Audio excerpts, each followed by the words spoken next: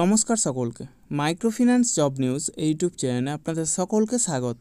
যে কারণে আপনাদের সামনে আবার নতুন ভিডিও নিয়ে উপস্থিত হলাম যে আরোহণ ফিনান্সিয়াল সার্ভিসেস লিমিটেড কোম্পানিতে এক ইন্টারভিউ আয়োজন করা হয়েছে।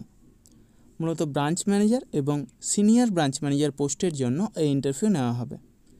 যারা মাইক্রোফিন্যান্স সেক্টরে অন্তত 3 থেকে 5 বছরের কাজের অভিজ্ঞতা রয়েছে, শুধুমাত্র তারাই এই কাজের জন্য আবেদন করতে পারেন। বয়স হতে হবে সর্বাধিক 35 বছরের মধ্যে এবং শিক্ষাগত যোগ্যতা ন্যূনতম গ্র্যাজুয়েট পাস অর্থাৎ স্নাতক পাস হতে হবে। ছেলে মেয়ে উভয়ে এ কাজের জন্য আবেদন করতে পারেন।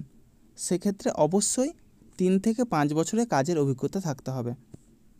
এই কাজের জন্য বেতন নির্ধারণ করা হয়েছে 20,000 থেকে সর্বাধিক 38,000 টাকা পর্যন্ত।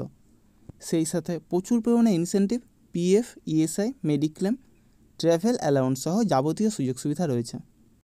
ভিডিওর ডেসক্রিপশন বক্সে এবং ফার্স্ট কমেন্ট বক্সে এইচআর স্যারের ইমেল আইডি প্রোভাইড করা হবে।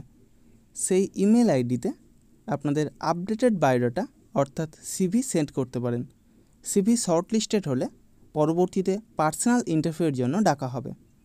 সেক্ষেত্রে যাবতীয় ডকুমেন্টস অর্থাৎ Aadhaar card, voter card, PAN card, driving licence এবং শিক্ষাগত যোগ্যতার যাবতীয় প্রমাণপত্র সহ বর্তমান কাজের অভিজ্ঞতা অর্থাৎ যে মাইক্রোফিন্যান্স সেক্টরে কাজ করছেন সেই মাইক্রোফিন্যান্সের লাস্ট 3 মাসের স্যালারি স্লিপ অথবা এনওসি অর্থাৎ নো অবজেকশন সার্টিফিকেট নিয়ে সেখানে উপস্থিত হবেন। এই সমস্ত কাজের জন্য কাউকে কোনো রকম টাকা দেবেন না। আপনারা নিজেরাই সেখানে যাবেন, ইন্টারভিউ দেবেন, অবশ্যই সিলেক্ট হবেন। তার জন্য কাউকে কোনো টাকা দেওয়ার প্রয়োজন নেই।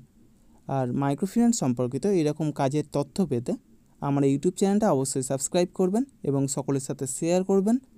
যারা বর্তমানে বেকার আছেন অথবা বেটার কোনো অপরচুনিটি অপেক্ষায় রয়েছেন তাদের কাছে আমার বার্তাটা অবশ্যই পৌঁছে দেওয়ার চেষ্টা করবেন। এবং সেই সাথে যারা এই ভিডিওটা দেখছেন অবশ্যই কোন জেলা থেকে দেখছেন অথবা কোন ফিনান্সিয়াল সেক্টরে কাজ করছেন সেটা কমেন্ট বক্সে জানাতে ভুলবেন না। ধন্যবাদ সকলকে। ভালো থাকবেন, সুস্থ থাকবেন। দেখা হবে পরবর্তী ভিডিওতে আবার নতুন কোনো কাজের অফার নিয়ে। ধন্যবাদ।